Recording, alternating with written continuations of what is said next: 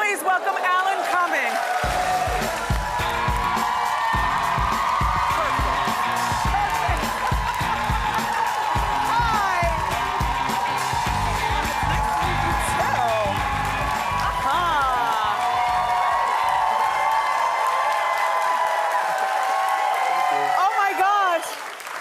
I love when people dress for the occasion. Happy holidays. Happy holidays. Beautiful.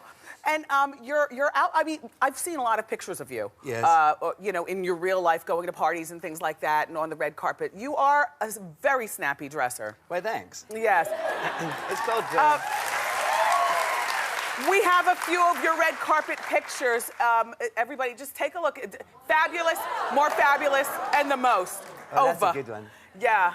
I like that one and the red one on the red tartan one on the end there. The red tartan one is nice. You're from Scotland. Yes, I am. Yeah. How did you know? You can't tell by your acting because, you know, you're able to get rid of your accent. Yes. And affect a New York accent. And, you know, on The Good Wife, you certainly don't have a Scottish accent. No, well, sometimes I do. I can't, sometimes, ooh, I nearly swore. Sometimes I make mistakes and I have to go and loop them. But it's not such a, I always think people think it's more of a big deal. Like a shock value thing? No, what, my accent, you mean? Well, just like, it's not as hard as people think to do an accent. When you have an ear for it, you know, it gets... Sometimes if there's, like in that movie, I kind of studied a wee bit because that's a more particular accent. I once did a film in Minnesota. I played a Minnesotan farmer in this film called Sweetland. I did. And that's a particular accent also. Oh, yeah. You know who you look like as I'm sitting taking you in? You look Who? like a combination of Pee Wee Herman I get that, yeah. and Ryan Gosling. Oh. Do you? I'll take it. Yes. So, do you have a Christmas tree for the holidays? No. I have a horse. A Christmas horse? I do. I sound such a weirdo. It's our Christmas tree, but we dress up. I have this big, huge horse. It's a neon, life-size, but flat. If you can imagine a flat horse. Yes. Like a flat Stanley, but it's a horse. Yes. And it's got a saddle on it and a bridle. And it was from a show on Broadway I did, and so I kept it. And it's a nice thing, and it lights up around the rim of it in blue neon. And so we dangle things from its bridle. You're always different. You can just never can't go. help it. I can't help never go with the flow. Everybody else has Christmas trees. You got the horse. I know. So you said we. I know that you are married. Yes. How long have you been married? I've been married for nearly 6 years. Do you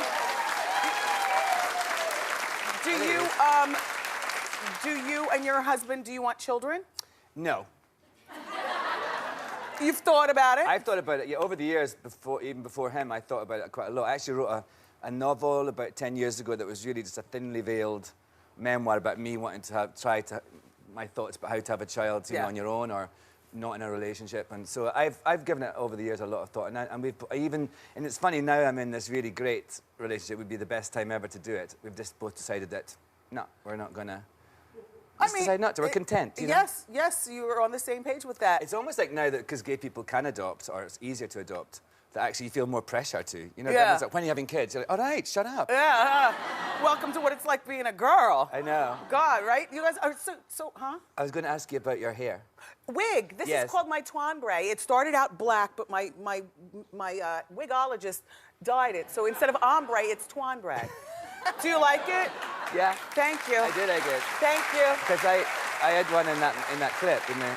You had a wig on in the clip. And I had a wig on in the movie, and they took my hair and like real hair and wheeked it over the back. Yeah, it's called front wig realness. That's what it looks real in the front, but it's all fake. Yeah, yeah. Yeah. So wait, back to your kids. No, not your kids. That's done. We're done. Selena Gomez. But back to I'm furious at Selena.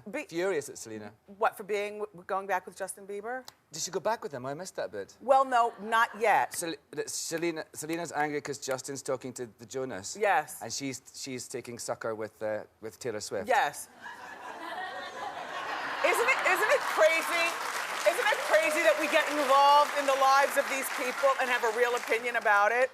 I think, of course, Taylor Swift is the perfect person to go for a boy advice to. Absolutely. Well, you know, they're young. I could see them in a convertible. Yes. Old style with the scarves around their head, the red lipstick and the horn rim glasses, picking up boys. Picking up boys and doing them in the back seats.